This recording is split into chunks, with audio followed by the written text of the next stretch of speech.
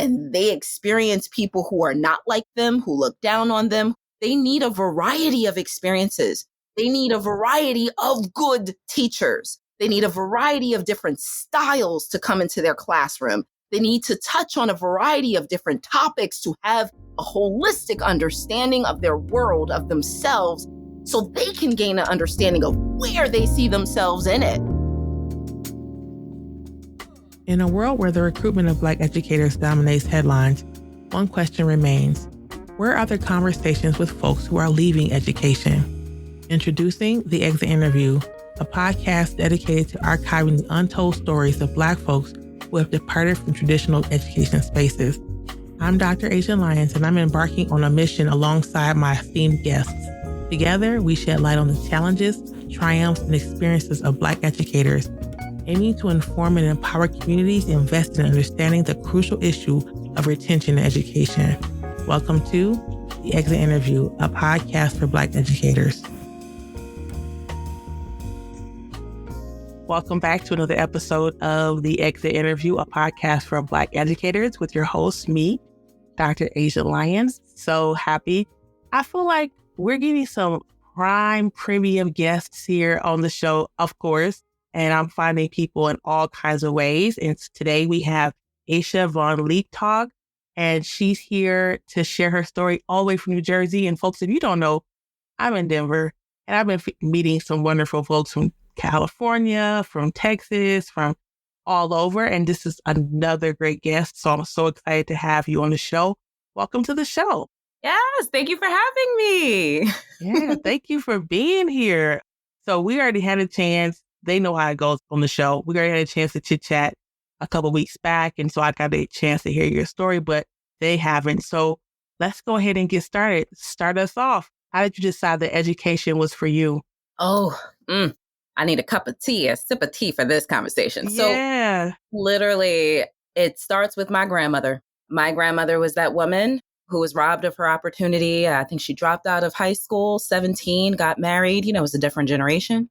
And marriage didn't go well, did not finish, had 3 kids, struggled, limited opportunities as a Black woman in this country, and literally was left with 3 kids by her husband, and he left off with another woman. When my grandmother raised me due to my parents not being able to, one thing she stressed to me was education is key. Strive for excellence. That's something that she just literally, she drived and she drilled into me. And as I think about it, this woman, after doing all that, went back straight to her GED, straight to getting her associates, her bachelor's, and went to get her master's, all starting off in the age of 50. And she's my shero, right? Because I've seen firsthand with just her experience, and she was the first one in my family to actually go to college and graduate. And I feel as though she showed me what education yields, what doors it really opens. Here's a woman who was on welfare and food stamps and struggling with kids, got her education, and she owned her own home. She owned her own car. She went to all sorts of trips all around the world, you know, and she had a certain style. She reminded me of the Supremes, you know, with this type of, yeah. you know what I mean? And those wigs, I tell you. Yes. And I just looked up to her, especially even more when I learned her story and how she pushed for that. So for me, becoming an educator was very personal. But then there are also the things that I received from a student perspective in high school from my educators. I think about how they pushed me as I was going through personal family issues and struggles, and when I doubted myself and my own abilities, and how they kind of ignited something within me to really show me that I was worthy of pursuing excellence, that I was capable of excelling, that learning is a way of life, that it's not just to get to the next grade. And I truly embody that to this day. Yeah, I love that. You know, we were talking about grandmothers before we got on the call. Yes. And a lot of times we have to, maybe it's just me, but I doubt it, like pull from that strength, like you just said, Yes. from our ancestors, from our grandparents, to know their journey, to be inspired every day, because there are times where, what do we do next? What do I do? How do I figure this out? and having to shout out the ancestors' names. I'm going to say Pauline Dyer, my grandmother's name, just say like, I need some help, right? Mm-hmm. And I love that. And so you went through high school, had these challenges. Where did you decide to teach? Were you an educator in the teaching capacity? Tell us more about that part. Yes. Okay. So definitely knew that I wanted to be a high school teacher. And I was just like, no, I want to give back to my neighborhood. I'm born and raised, if for anyone who knows, it's called Brick City or Newark, New Jersey. Yeah. It's funny because you want to give back to the community. You know, you're told that as you climb, you look back to pull up with you. I knew that I wanted to educate. I knew I wanted to be that cheerleader, that teacher, that motivator, that everything that comes into the package of being a teacher. Because, you know, you wear multiple hats. And I went to college for it. I went for it and got my bachelor's with the extra year, got my master's in education and English, teach secondary, wind up getting another master's to go become principal. Like I saw my livelihood in education and especially in high school, because I knew that the older kids was where I felt as though I can reach and really connect the most. Yeah, I love that. And, you know, thinking about high school and the challenges, you know, I think we talked a little bit about like what it means to be a high school teacher and making sure that students have something engaging to read in all these ways. Tell us more about how long you were teaching, the schools that you were a part of, like other things that you, outside of maybe your language arts, ELA, those Absolutely. pieces. We love the details. So, you know, it's so funny. So I was gun ho on starting my internship while I was in graduate school.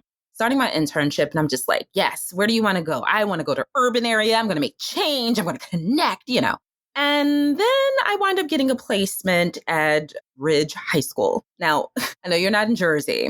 So just picture a neighborhood that's not just wealthy, but you have kids riding in exotic cars. You could drive around the neighborhood and it looks like the president of the United States might live in there. Like I'm Mm. talking very wealthy. And, you know, you could tell the teacher's parking lot because where the Toyotas and Hondas are. Sure, the Prius. That's the teachers. You look at those exotic cars. Oh, no, dear. Teachers over there. This is students, dear. This is students. Okay, Yeah. nice. So I started my internship there. And of course, at first, I was very upset. I met my mentor, you know, the teacher who is supposed to overlook. He was amazing, very bright, love him to this day. But I was upset because it was just like, no, no, no, no, no. I need to get back to my kids. Yeah. I cannot say how that experience opened my eyes.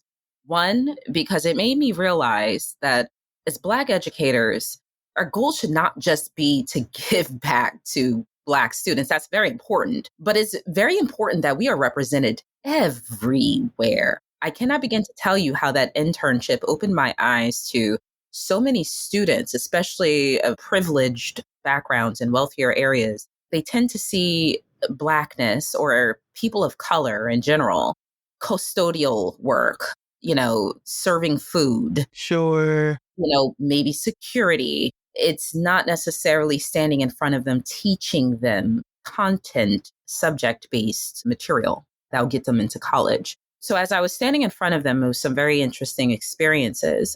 I was told even for the first time that that was their first time that they've ever been taught by a person of color, a Black person, period.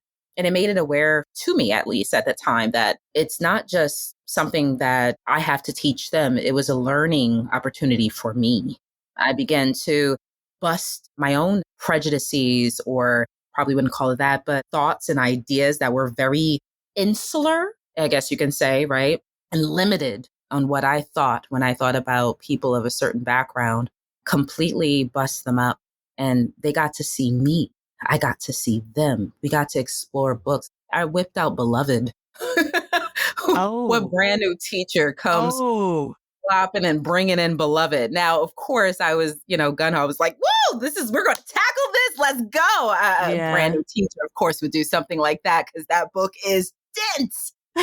And when I say dense, I mean, you can spend years just Yeah. unpacking the beauty, the brilliance, don't let me get going on Beloved. But it was just an eye-opening experience because they were eager to learn and some of them were not, right? Yeah. And, it was finding these creative ways to connect to their humanity, to step outside of Blackness for a moment, even though it was a book by a Black woman who was focused on racism and all these others, but to get them to see at its core the brilliance and the beauty in its writing and its construction and all of these things. And it brings us all together, right, on one page. And let's explore this genre and explore this book and explore this writing, and then be able to talk about the myriad of things that are going on, the relationships, the racism, the historical context, and all those things. And we made it comfortable and a Yeah. safe place to do it. That, my dear, is where I feel like is a struggle in a lot of classroom settings across this country, and teachers being able to tackle and to discuss a variety of different texts that really explores humanity at its core and not be afraid to do so, especially in an English class where you're really dissecting literacy and you're exploring how someone can, with their mere words, reach and pull and get at the core of what it means to be human, to make you feel with each word that you digest, right? That is magic. And that's what we bring out and we teach in an English classroom. Like, if you do it right, you will reach any kid, any kid. And that's what I loved about being an educator. That's what kept me wanting more. Now, folks, I don't know if y'all can tell, but my girl is leaned all the way up on this laptop. She is giving a business in this. I'm staring into her soul right now, and she's staring into my soul. Let's just be. So I just wanted to put that out there. One, and two, you make a beautiful point that I've said so many times about Black educators are not just for Black students. I know you and I have talked about this when we met a while back, that there's this conversation of, well, that wouldn't have happened to you if you were teaching at Black, or Black teachers should be in front of Black students, but Black teachers are good for everybody, right? And a lot of us, like you said, I was placed in this place and I made the best of it and I showed up how I showed up. And that happens for so many of us. I've said this before on a podcast episode. When I moved from Detroit to Aurora, which is a city next to Denver, I was just applying for every district that would hire. And I ended up at a predominantly white at the time school district and took the job and did not receive any more phone calls from any other district. And I applied for at least 5 or 6 districts.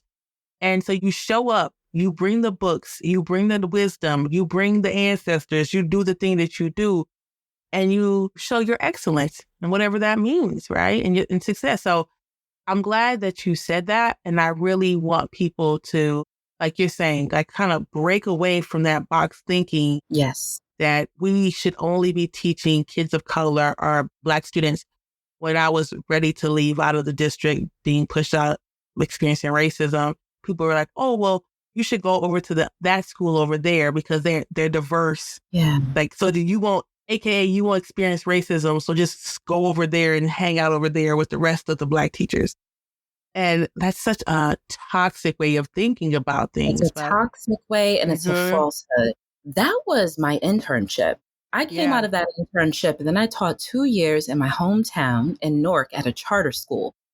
And, it was middle school and it was predominantly Black and Latino, like school district, right? The majority of the students were there, even though the majority of the teachers were white. And I will say this is that some of the Black teachers that I even had experiences with there, that's why I love that you said bring your excellence as opposed to you said bring your Blackness, right? Because still to this day, I question what that really means when we put that into a box. Like, you can't put that term into a box, right? Blackness, because it exists everywhere. You could pick us up and drop us off and raise us in different areas. We're born in different areas and there's different stories, collective pieces that belongs to Blackness. But excellence, that's different too. It's interesting to see how we individually bring our excellence.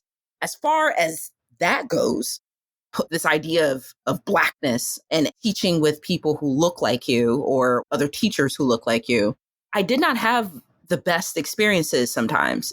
One, I did not like within this specific charter school how a lot of the boy populations, I'll say, the male students, those numbers were dwindling. They were constantly getting into trouble. They didn't sit with their hands folded, or, their belt buckles weren't aligned, or they didn't do certain things, and they had to act a certain type of way. And it was like, okay, is this school considering the culture in the mix? And why is it so much on how you have to behave and fold your hands, sit upright and look straight? I mean, there were certain things and ideologies that I wasn't on par with, like what didn't see eye to eye. But then there were certain teachers where some of them were a bit toxic in their thinking too. Some teachers I've come across in my profession that look like me, they thought just as badly as some of the other teachers that did not, where they would see the areas that these kids are coming from and automatically approach them a certain type of way in a classroom because they did not think that they were capable enough, or they would not push them far enough, or they would say, they're from here, so we need to start here. They're not capable of doing such and such. And it's just like, no, my dear, if you were an effective teacher, you would know that you have to do the heavy lifting. Why don't you scaffold that? Why don't you model it? Why don't you chunk it and find different techniques and strategies to reach these kids so that you can continue to pull them up and work and so on and so forth? So I cannot say that I don't believe that we should be limited to where we go. I know that our kids, especially in predominantly Black and Latino areas, those happen to be the schools that needs good teachers. They need people who can see them and relate to them. They need to be an environment where people believe in them. They understand them. They can reach them on a cultural level, on a personal level. Like that, I do not negate. I do not go against that. But at the same time, I also feel as though if we are to only put Black people or brown people, whoever, in front of those students, when those students are supposed to graduate and go out into the world and they experience people who are not like them, who look down on them, they need a variety of experiences. They need a variety of good teachers. They need a variety of different styles to come into their classroom. They need to touch on a variety of different topics to have a holistic understanding of their world, of themselves, so they can gain an understanding of where they see themselves in it. And that's for them to decide, right? Like, yeah. I think we teach our kids how to think. We teach them how to get to the why, or to be able to ask the why. We don't tell them what to think, right? So I think that we need to start thinking, as opposed to a us and a them, we need to start framing this conversation to be a how we collectively as a human race start to approach these kids who are in need and find a way to uplift us all so we can close this gap truly and really get at these kids to understand how you can see yourself in the world without it being black and white all the time, or us versus them, or this is your job and that's their job. Like, I cannot begin to tell you how sometimes it's limiting. It limits perspective sometimes, because I don't see a lot of Black people in that place right there. That's not what I immediately think of. I think of where I see the majority of the Black people. Where are they? Oh, they're this. They in this profession. They're in this profession. Okay, so I guess I'll go there. No, let's break those walls down. Let's slam them. Let's start thinking beyond the ceiling. Yeah. Let's go to the stars, baby. I'm there with you. I need those teachers. Where the hell are they? And they don't have to look like me. I need you to love. I need you to care. I need you to give a damn. I need you to see humanity when you get in that classroom. And they all don't do that. I don't care. Black, white, brown, whatever. They don't all have that it factor. You need that it factor, because these kids are trained. They see through you. Yeah. That's a word, y'all. That's a whole sermon, y'all. Go sit back and drink your tea. Go. I'm taking tea. Take it. I can't. No, and you're not wrong. Everything you said was exactly right. And I hope that the folks who are listening agree with this. And you were teaching at this charter school for 2 years. What made you decide it was time to go to somewhere else? What was that journey like in that piece? We want to know that, because from us listening to your story, obviously, even now, no longer in the traditional teaching sphere, you're still extremely passionate about educating children of color, educating white children as well, being in community, showing up in space. So what was the next step after you left that charter school? So I will say this, charter schools are definitely a place, I feel like there needs to be a variety of options out there for people, period. Right. Mm-hmm. And I feel like charter schools bring it as far as the structures that they have in place, the education, like, tracking the reading skills, the math skills, like looking at testing, so on and so forth. But there were some things that did not sit well with me at the charter school.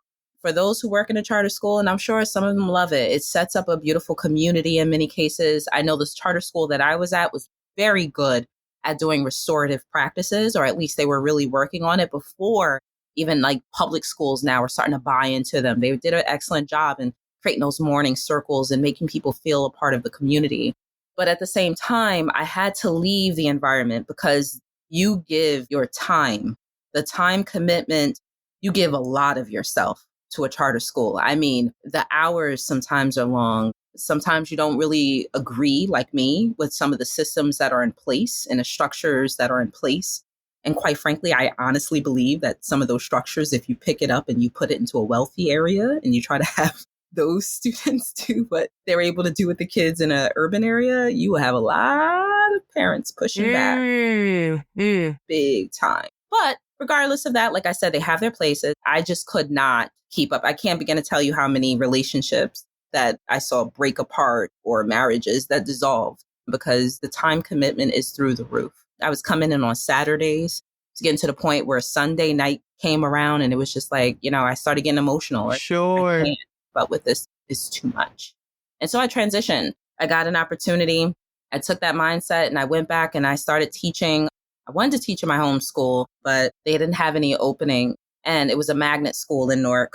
But I wind up seeing an opening. The principal wound up reaching back out to me, or vice principal, I should say, and said he had an opening at this wealthy district in Summit as well. It's another school that was in New Jersey, I would say, in the top 20. And I went interviewed and got the job. And I taught there for almost 10 years before I exited the classroom, not education. So did you find in those 10 years that you were at this wealthier school, like tug with your spirit about leaving the charter school and that particular community? Or did you hear people ask you, like, why didn't you stay?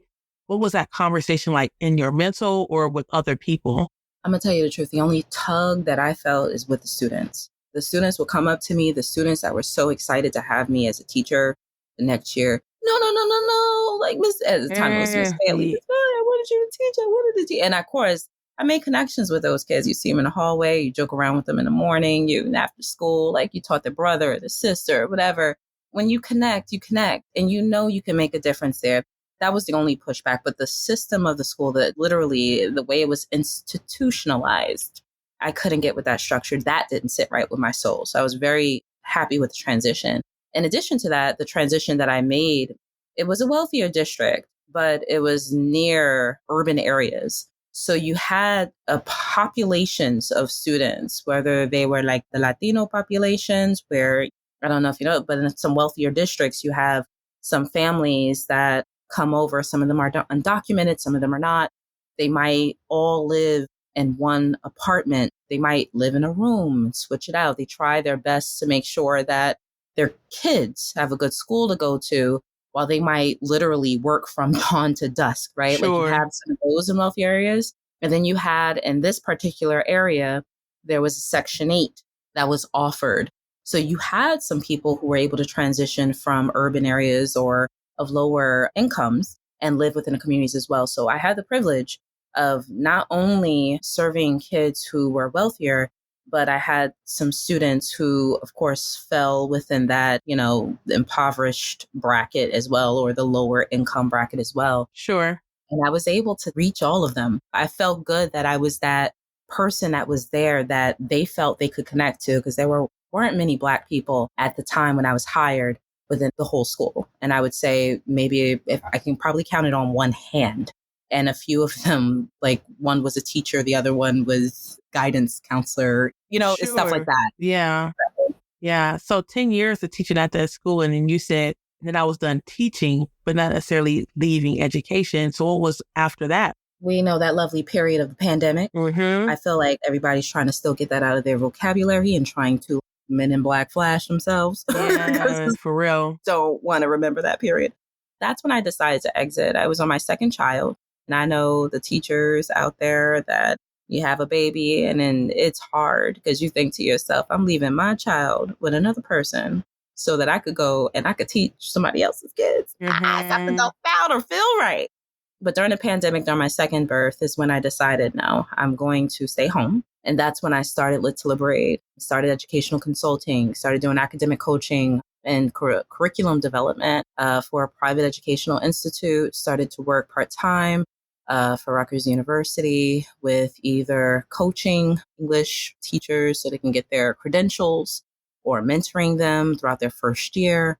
And I've been having a lot of fun and kind of like working from home, raising my kids and still being able to work with college students and high school students and teachers all at the same time during my own schedule. Yeah. So it's been beautiful. And we'll get into that for sure because you want to know more details. I feel like we have so many folks who go into consulting. And so I want to talk to you more about that when we get back from our break. But this idea of there's so many of us. I have one child, my intern, Zoe, shout out to her, who never listens to the podcast.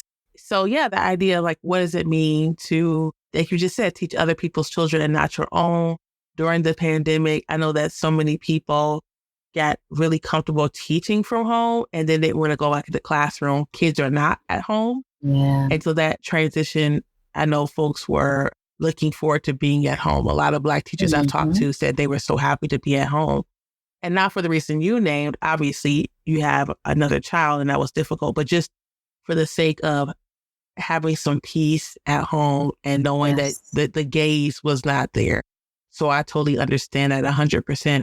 So when we get back, we'll talk about what that, actually though, I'll ask it now. You decided to go into consulting and start your own business.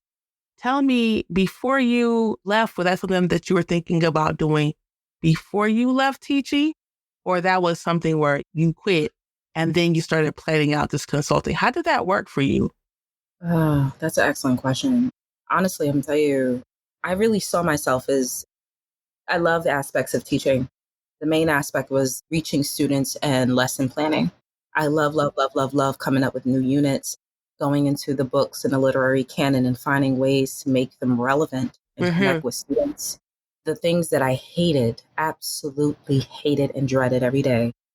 So, you know, that beautiful bag that you have, that lovely teacher's bag? Yeah, that used to carry the same papers to and fro. And I would tell myself every day, have conversations to the papers with myself in my head. You're going to get graded today. Do you understand me? And the papers will go, yes, ma'am. And I would say, okay, we're going to have this today, 10. Okay, 10. Oh my God. You know, I wake up and they still stop there. talking. Stop talking. I just want to pause because every teacher on this, listening to this, knows exactly what you mean. Language arts folks had it worse. I don't know how y'all did it, but that exact same thing. Like, I'm going to do 5 tonight. I'm going to get through one class. I remember when I had the realization that I was never going to stop grading, that I was going to never have an empty basket that wasn't filled the next day. And when I realized that, I just stopped trying to hurry up and grade. Yeah. Because what was the point? I got it done. The kids were never looking for it. But I just had to stop you on that because people, when I was teaching at CU Denver during my grad school program, I was like, let me just see if I want to teach again. Maybe it's not the same school district. These are adults. When it came to that grading, and you're talking about full on 5-10 page, I'm like, oh my God, I hate grading with all of my heart. Yes. With my whole chest, my whole body, I hate grading. I don't know. I know 1 or 2 people who I've talked to who said they love grading papers. I don't know how they did it, but I just had to stop you on that because you know it's true. I know exactly. You like, I just do 5 tonight. I'll just get, if I do 5 every day for 5 days, I'll be done. Never happened. Never happens. Just 5. Just seems so, it's great actionable step. I started to cut you off, but I had to say, like, you know it. But go ahead. You know it. That got on my, And I was in a school district where the parents were very active. And luckily, I was known for being that teacher, right? Not to Sure. toot my own horn, but I love what I did. I brought it to every class. My kids would tell you the same thing, right? But then you'll have those parents, in addition to the pile of papers following you everywhere like a puppy, you had the parents sending emails every once in a while or, of this or the Yeah. meetings that you would have. Yeah. And then you'll have it was all the administrative aspects, those things that the SGOs, I don't know in your state if you had SGOs where you had to track your own growth and you had to do percentages and set a goal for the year and then Oh, yeah. track the data and all, it is like every year they were just adding new things that need to be tracked and on your desk for you to do and complete. And in addition to checking emails, in addition to updating the website, in addition to making sure. And I was one of those teachers, my husband would always yell at me, like, you're tired of grading papers and stop assigning papers. Then what type of teacher will I Yeah. be? Like you're a language arts teacher that doesn't assign papers. Never.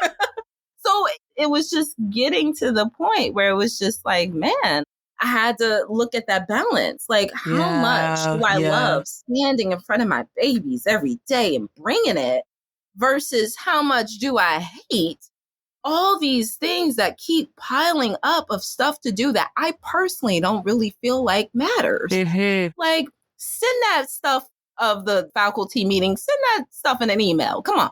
Like, Yeah. we got to sit there for an hour for you to tell me what you already sent out. It was like starting the redundancies. Like, there has to be a better way. Yeah. But that is what started having me go, I think I want to kind of venture and see some of the other things that I can do, but that will keep me loving what I do. Like, that is still the focus of what I do in teaching and reaching and connecting to students and creating. And that's where I am now. So knowing that you, me, everybody gonna listen to this podcast who's an educator or was an educator hates grading papers, what do you think that schools, districts, unions can do to keep Black educators in the classrooms, in the counseling offices, as administrators, as family liaisons? What do you think would be helpful for them to know based on your experience? Honestly, that is a huge systemic question. My girlfriends and I were just talking the other day. They're transitioning into the ed tech sector, right? They're looking at educational technology. They truly believe by 2050 that education is definitely going to be like AI is going to play a huge role. A lot of programs are going to be offered online and so on and so forth. So they're doing big investments in that field. Part of me hears that and I cringe, I'm not going to lie, because it's like, okay, there's nothing like standing in front of the people that you teach and reaching that kid and feeling that kid's energy and connecting and on a whim, like diving into the teachable moment, being Yeah. there for that kid, pulling that kid to the side when you're seeing they're having an off day and turning it around. Like, it's those moments that I really think takes the teachers that are good to being a teacher that's on the next level, right? But at the same time, I feel as though you need to have structures in place that set it up for teachers to feel heard, to feel like the work that they do, I want to say more than matters, because I feel like since Black Lives Matter came out, that word matter is now used everywhere. It's more than matter. It needs to be an integral part, right, of the very decision making itself. Like, you need to listen to what teachers are truly struggling with. Now, I know I kidded around and I started talking about those pile of papers. I'm not going to lie, collecting data, analyzing that data, and looking at how you need to shift your instruction in order to reach those kids so that they learn the material, that's important, right? We all know that's important, but we just sometimes need to do it, right? Yeah, for sure. But at the same time, I think administrators really need to sit down and have some real heart-to-heart conversations with the teachers in their school. They need to think about what type of culture, holistic culture that they're trying to create, not just for the kids, because sometimes we become so student-oriented that we pour ourselves into the students and we don't necessarily listen to those who serve them, right? What type of cultural environment are you trying to set up with your teachers? What do they really need to feel like they're not scrambling and struggling and floating out there in the middle of the ocean trying to survive. And when you think about some of these schools, you wonder if they're structured in a way to realistically and holistically be able to support their teachers with mental health. I think about a whole lot of new teachers. We know that ugly percentage. They come in and first 2 to 3 years or that first year, they're gone. Yeah, They're they are. gone. They're considering a master teacher 5 years now. I just heard that somewhere. I'm thinking, no way was I master anything in 5 years. No, Malcolm Gladwell came out with Outliers, and he said in order to master anything, you need at least 10,000 hours. He said that equates to about 10 years before you feel like you master something. But I feel as though it's really, really important for them to set up that culture. And quite frankly, if we dive a little deeper into setting up that culture, we need to have some ugly conversations. We need to have the teachers, we talk about restorative practices and having teachers do that within the classrooms. And yet those same teachers feel uncomfortable talking to other teachers who are literally in their department or in the school. Talk more about that. Talk more about that. Go with it, my love. You know what I'm talking about. You know what I'm talking about. Don't have me up here prophesying it, but that is the truth. We will teach restorative justice practices to folks, expecting them to do that with their students. I'm repeating what you just said. And they won't even look you in the eye in the hallway. Yeah. They'll walk right by you. Walk right by you. Don't see them outside of school. They might pass by you completely because I don't usually talk to people who may look like you. Yeah. No, that part. I'm so glad that you said that. I just wanted to pause on that because that is 100% true. Mm-hmm. The expectations that we have on our students, we do not have on ourselves. No. Yeah. We'll continue. And you wonder why systems like fall apart and why this is one of the blows to the nail in that coffin for me being in a classroom, at least within this particular school. I had a teacher. I've taught board members, like kids, right? And they send me glowing. I hate to say that, but I was that teacher. Mm-hmm. Like I was that teacher that the custodian, the janitors, the secretaries. I was there with the forensics kids, okay? Yeah. I was always at school with the kids in my classroom. And I'm not going to lie, I loved it. It was like my second home. When I got to the point when I had my kid, it was, I think, my first kid, and I was struggling with balancing new momhood and getting things together with the grade book and keeping up with the grading and keeping up and entering into the system. The way that the system my school had set up is that you should at least have one grade entered into your grade book per week. And I was at the point where it was like weeks went by and I hadn't put anything in, and I knew it. And I would have conversations with my students, give them collective feedback back, talk about things, work through things, model it. I got you guys. Don't you worry about that. I'm going to be a little bit easy on the grading this time because I know it's taking, conversations. I had one of the teachers in a science department go over my head, speak to the vice principal, and complain about my grade book. One, it felt like a complete slap to my face. Sure. Because it's like, I know you. And then when I went to that vice principal and I said, whoa, it was a teacher, Yeah, she just didn't want to come to you because you could be a little, you're a little intimidating. Literally, she struggled saying that. And, you could be a little intimidating.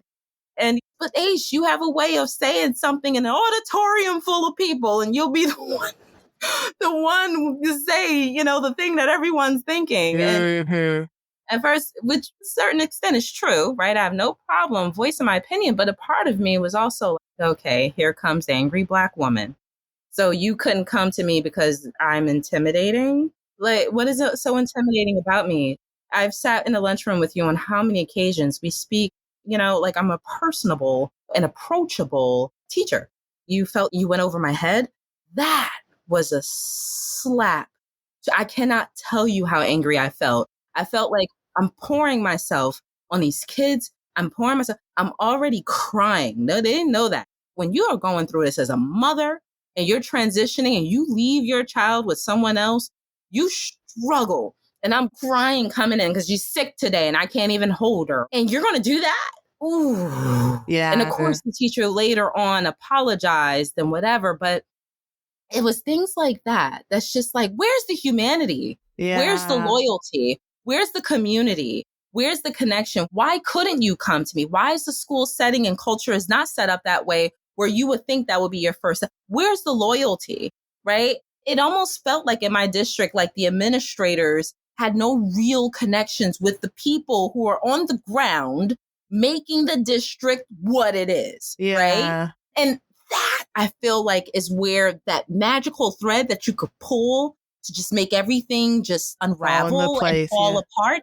That is it. Sure. Where do you bring it together? How do you do so authentically? And there's no magic answer to that because each school should breathe a new and a different, unique culture based on the people who are there and the vision the leader has, right?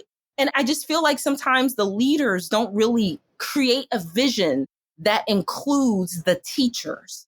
It's so the students, we're going to have it set up where the students are going to graduate. They'll leave with 2 degrees that they can apply to the university, or my kids they're going to have. But what about the teachers? What's your vision for creating their voices, for making them feel heard, for making them feel involved, for setting it up where they want to come back? They feel like this is a second home. They feel like you got their back, right? Like, how do you do that?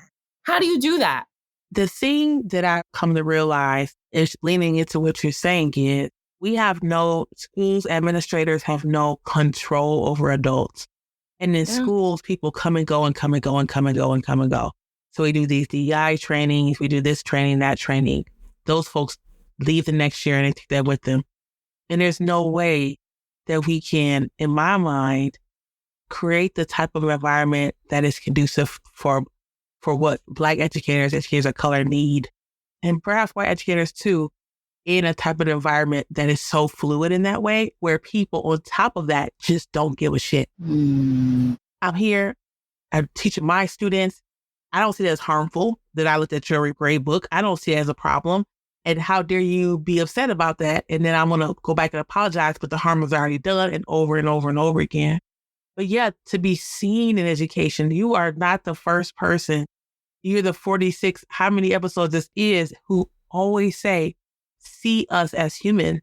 See us like you see everyone else who has a baby at schools. When I was teaching, there were, I shit you not, I'm not making this number up, maybe 8 of us pregnant at the same time. We all had our babies at the same time. That's not a phenomenon, right? But it's like, we as Black women cannot be human.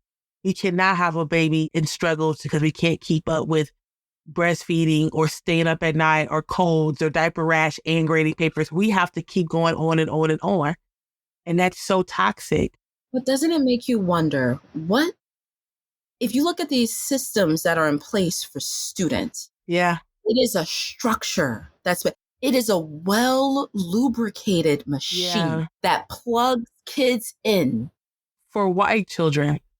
And if we as Black children and brown children benefit from that, it wasn't meant, but good for you. Like, it's a bonus.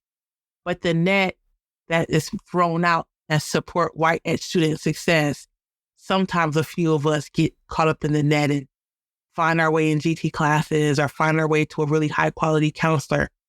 But so many of us don't, because we know the system is not created for us, right? We just know that.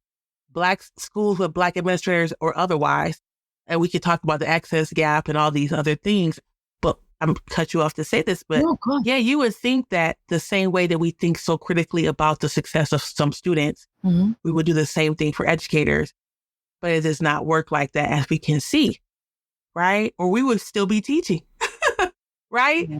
We can go full on to this into a whole different episode. Maybe we'll dig into this later, but I'm going to pause this for a little break and then we're going to come back. But that's something to think about. So, all right, folks, we'll be back after a moment.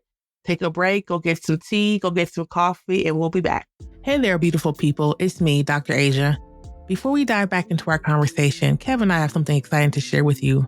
Are you a dedicated Black educator or support Black educators? Well, if so, we've got some great news for you.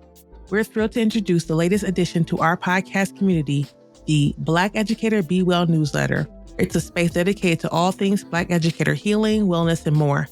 We believe that taking care of our Black educators is crucial, and this newsletter is designed to do just that. Picture this: exclusive insights into self-care practices tailored for Black educators, inspiring stories from fellow teachers who've overcome challenges, and tips for creating a positive and supportive environment at work and at home. Subscribers will get early access to our upcoming podcast episodes, special interviews with guests, and even some surprise giveaways. How do you become a part of this amazing community? It's easy. Go to exitinterviewpodcast.com or check out the link in this episode's show notes. Now let's get back to the conversation.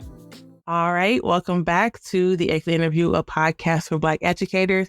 It's been a whole sermon. We've in here sweating, we prophesying, we doing the thing, we laying hands. It's real up in here.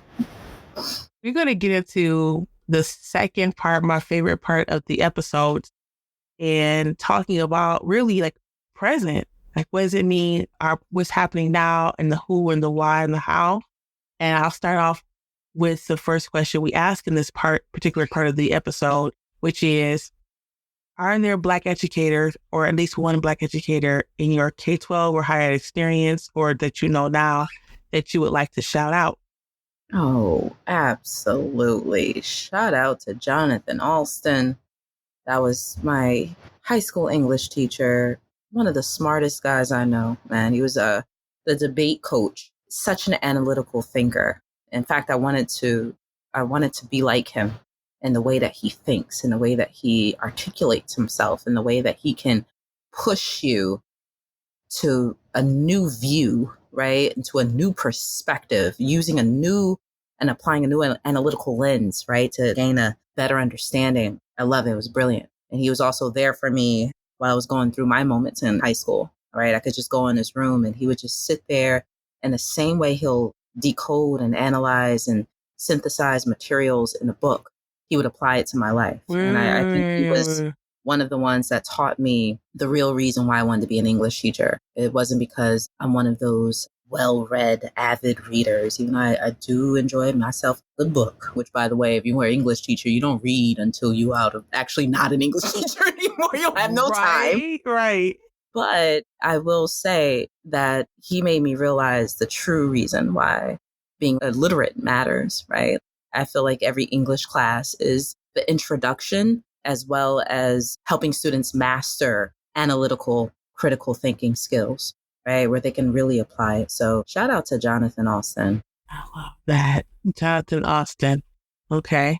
So you alluded to this a little bit before with this love of curriculum writing and being employed in some capacity at Rutgers. Mm-hmm. What are you doing now? Tell us about, we're out of the classroom in its traditional sense. What are we doing this in our day-to-day?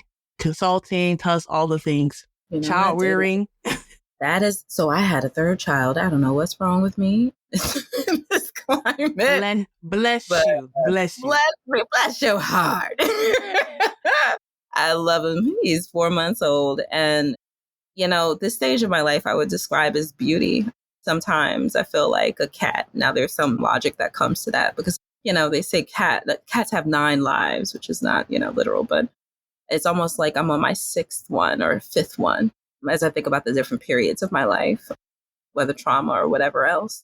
And when you enter the phase of comfort of what you dreamt of when you were that po kid in the urban area, you know, with parents that were under the influence and so on and so forth, it's almost like a dream realized where I can work from home, set my own hours, raise my own kids.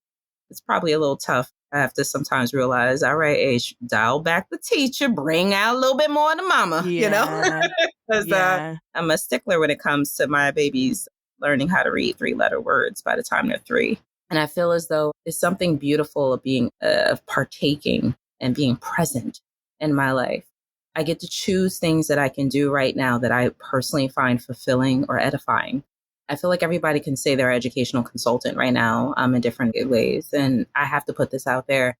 You find that thing that you enjoy doing, that aspect of whatever it is that you brought into your classroom that you felt fulfilled by, kind of kept that fire burning. Find a way to package that and see how it can be sustainable in your life. I truly believe that in transferable skills. My husband, for a living, is literally, he works at Rutgers as well. He teaches classes on career management. So he helps with resumes and, people at the midpoint in their lives where they're trying to transition out of their career into a new one. And he always talks about transferable skills. And I don't think people realize as teachers how many transferable skills that you have, right? It's astounding.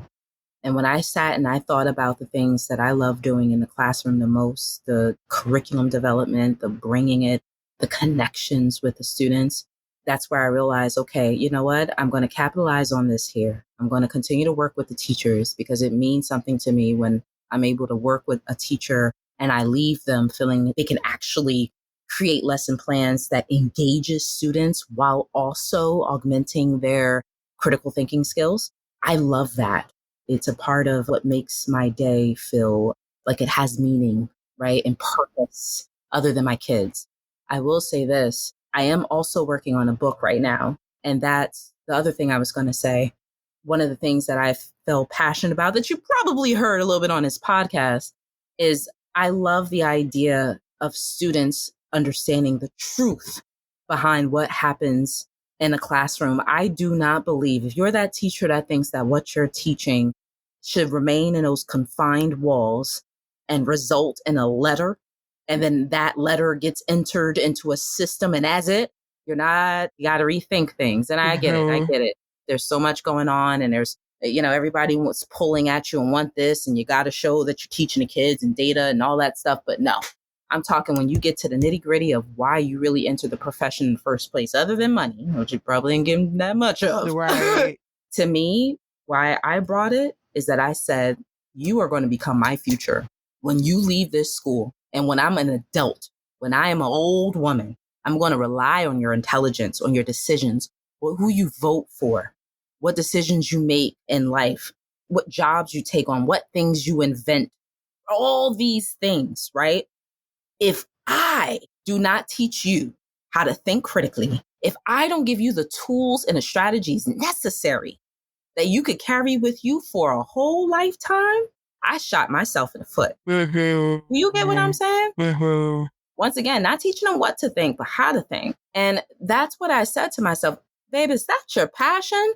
Find a way to write about it. Put it in a book. And that's the bigger goal for me. Even though I'm working this and doing these things I enjoy doing on the side and working this part-time and scheduling this on my own time and so on and so forth, I'm sitting here and my goal, my big dream is to finish this book so that I can go around to different classrooms and different auditoriums and different places.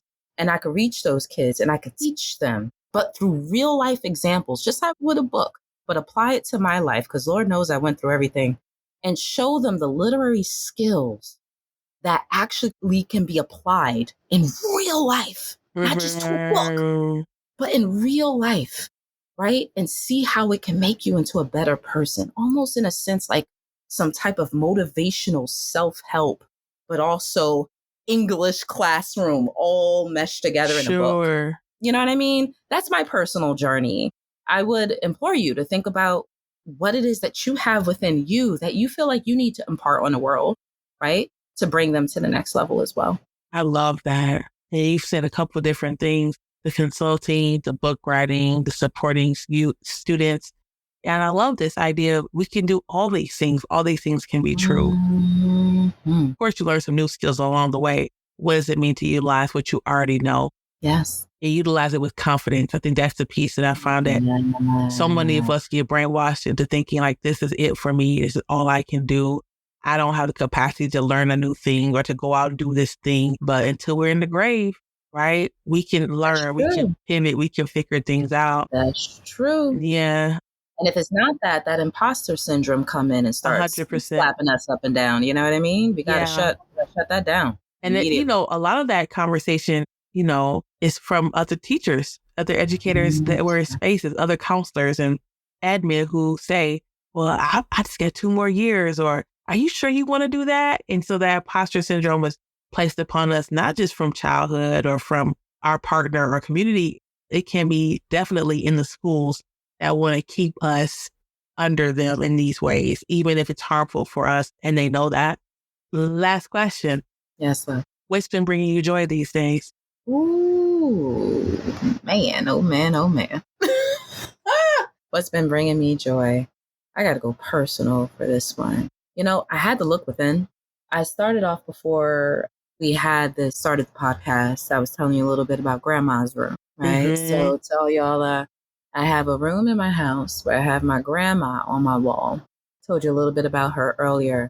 And she's in this kind of supreme look going on. She got her, in her younger days, where I'm sure she wasn't completely in church. Right. That part. And I brought her into my wall, into this room. I have candles on the walls. I have beautiful pictures around. I have this poster with powerful saying. I'm going to read it to you. It says, live the life you've always dreamed of. Be fearless in the face of adversity. Never stop learning. Use your imagination whenever possible. Recognize the beauty that surrounds you. Be you. Remember where you came from, but never lose sight of where you're going.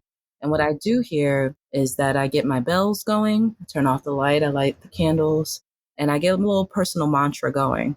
For me, my words are, you are becoming. And then I say whatever it is that I want to invite into my life of what I'm becoming. Shout out to Michelle Obama for naming her book Becoming. I was like, how brilliant, that progressive tense, right? That you are always in a state of. So to me, that's my joy, is that I refuse to seek it outside myself. I choose to sit still with myself and think and find it within. And the way I find it within is that I invite those thoughts into my head of who I am becoming, of what I'm becoming. Conversations with my grandmother passed away years ago, but I have conversations with her and I thank her for who she was and who she is within me, right? And that to me has been my new place of joy, is to really find it within. I love that. A great place to end our episode. Aisha, thank you so much for coming on the show, folks. Thank you for having me. Yeah, of course. All of her information will be in the show notes. Please take a look, reach out, ask questions. But in the meantime, we will talk to you all later. Peace out. Thank you for tuning in to another episode. We hope that you've gained valuable perspectives and a deeper understanding of the conversation surrounding Black educator retention. As we conclude this episode, we encourage you to join our Patreon to support our work. Plus, as a patron, you receive bonus episodes, March giveaways, and much more. Stay engaged with us on our social media, sign up for our newsletter in the show notes, take a look at our YouTube page, and interact with us on our website. Remember, the stories we've shared today are just the beginning, and your participation is vital for the future of education.